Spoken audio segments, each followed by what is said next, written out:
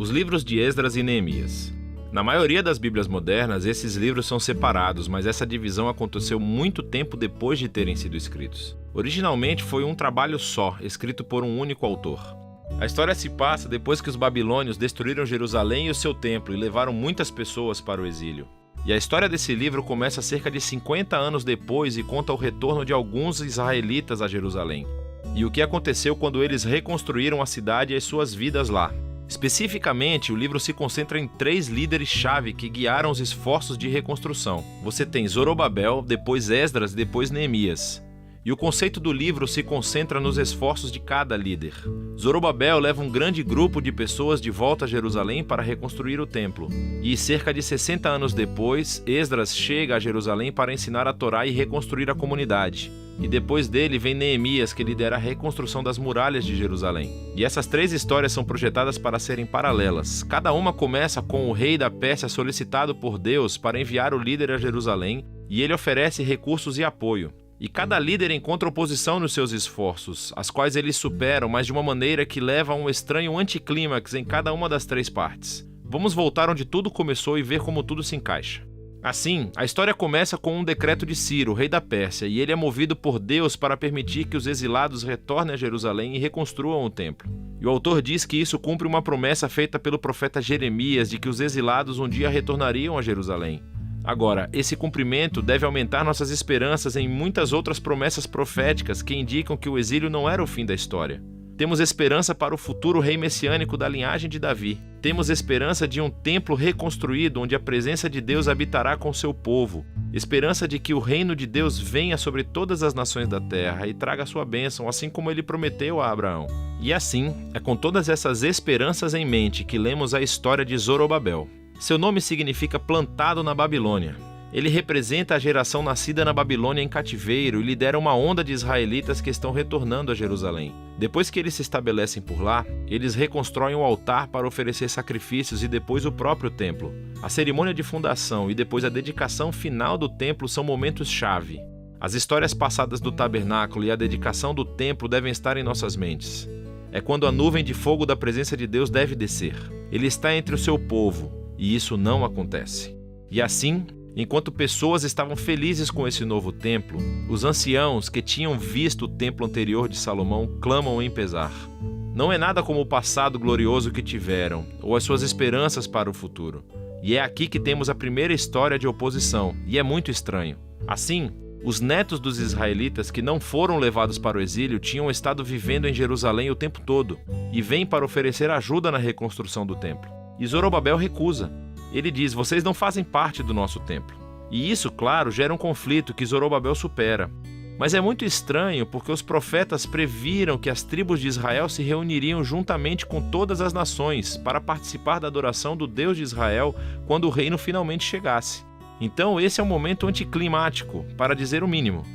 Na próxima sessão avançamos cerca de 60 anos e conhecemos Esdras. Ele é um líder entre os israelitas exilados na Babilônia. Ele é um estudioso da Torá e um professor, e então é nomeado por Artaxerxes, rei da Pérsia, para liderar outro grupo de pessoas de volta a Jerusalém. E Esdras quer trazer a renovação espiritual e social entre as pessoas. As nossas esperanças são altas, e novamente chegamos a outro momento anticlimático da história. Esdras descobre que muitos dos israelitas exilados que voltaram se casaram com exilados que viviam em torno de Jerusalém. Alguns deles não eram israelitas e quase com certeza alguns deles eram. Esdras então apela para os mandamentos da Torá, que Israel deve ser santo e se separar dos antigos cananeus. E então ele diz que as pessoas que vivem em torno de Jerusalém são como os cananeus. Elas vão corromper os exilados. Então Esdras oferece uma oração de arrependimento e é muito sincero. Mas depois ele convoca todos os líderes e faz esse decreto de divórcio, que diz que todos esses casamentos devem ser anulados e as mulheres e crianças mandadas embora. E o decreto é cumprido apenas parcialmente. Temos uma lista de alguns dos homens que se divorciaram de suas esposas. A história é muito estranha por várias razões. Primeiro de tudo, Deus nunca ordenou que Esdras fizesse isso. Foram os líderes de Jerusalém que levaram Esdras a fazer o decreto. Segundo, o profeta contemporâneo Malaquias disse que o exílio deveria se importar com a pureza. Mas ele também disse que Deus se opunha ao divórcio. E assim gera os resultados mistos do decreto. Tudo isso se encaixa nesse padrão estranho de anticlímax final. o que nos leva à próxima sessão sobre Neemias. Ele é um oficial israelita que serve no governo persa. E quando ouve sobre o estado arruinado das muralhas de Jerusalém, ele ora e depois recebe permissão do rei persa Artaxerxes para reconstruir as muralhas. O rei até lhe dá uma escolta armada e todos esses recursos. Então, depois de chegar a Jerusalém, ele começa o projeto de construção e também enfrenta a oposição das pessoas que já moravam em Jerusalém. Mais uma vez, estamos diante de uma tensão no meio da história. O profeta contemporâneo Zacarias disse que a nova Jerusalém do reino de Deus seria uma cidade sem muros, que a presença de Deus a cercaria, que as pessoas de todas as nações se juntariam ao povo da aliança. Mas Neemias parece ter a visão oposta. Ele informa as pessoas ao redor de Jerusalém que elas não têm parte em Jerusalém. E isso, é claro, provoca hostilidade. E assim, enquanto Neemias realiza sua visão para a cidade com integridade e coragem, eles têm que construir a cidade com guardas armados para protegê-los. Será que esse conflito poderia ter sido tratado de forma diferente? E isso tudo leva à conclusão do livro em 2 movimentos.